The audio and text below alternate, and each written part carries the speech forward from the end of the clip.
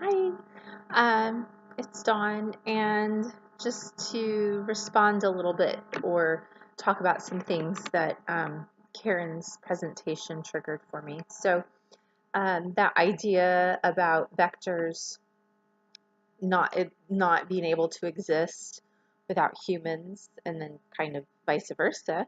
Um, it's very difficult for us humans to exist without vectors, so that means of communication that basically, it's something that's allowing information to travel more quickly. So, as far as, um, yeah, it can't exist without humans. I mean, it's making our lives easier in some ways, and, communication is faster, more efficient, but it's still in need of human mind, or at times, a human powering it through, whether that's, doing backup or turning something on or replacing something, I guess.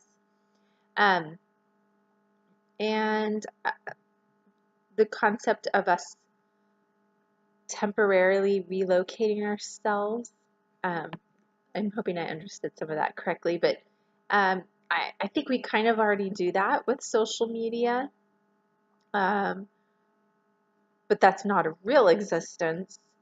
And in some ways, especially with, I think, adolescents, that's causing more trouble, more issues.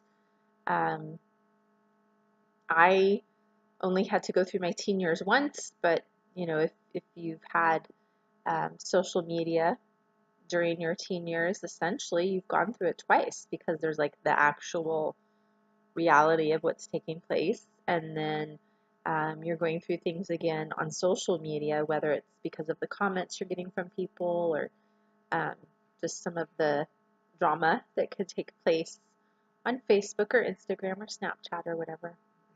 Um, and something else Karen said, the techno-cultural behavior, um, kind of going along with social media, or, you know, data exchange on the internet. Um, there's a lot of behaviors in different cultures um, that aren't appropriate. So, um, you know, certain information, you know, wouldn't be discussed um, in a public setting, let alone, like announcing it and all these people having access to hearing or seeing this. But it seems like social media is really breaking that down. Things that, um, in the past 10 or 15 years might have been inappropriate, not so much anymore. But then when you take different cultures, um, I think it seems really extreme that it's really breaking down cultural and social norms, and I don't necessarily think in a good way. Um, and then Kellen, I appreciated your breakdown of the first, second, third nature, just how you define that. That helped me have a better grasp on it.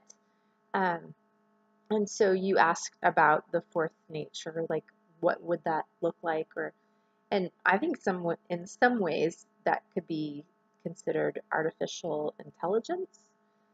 So, or perhaps even um, artificial. Wow, is there such thing as artificial life? But just how science and medicine is able, or they're working on, um, being able to essentially create life. Um, I don't know. That, so that's my thought. If it came to a fourth nature, I kind of think it would be something like that. And as far as returning to nature, I think a lot of times that's what like a local focus is. So I lived in Virginia for 7 years, and there really was this push for local. So, support your local farmers market, buy and eat local foods, in turn, how it helps the local economy. And then, even down to, not supporting big box stores so much, but really supporting smaller businesses. Again, it was a local focus in terms of something that's more natural. I think we're seeing that in a younger generation, um, this desire to kind of go back to doing things with your hands. So, um, you know, decades before, like classes like home ec, where students learn to sew and actually cook, right? Some of that is becoming popular again, whether or not it's offered in schools.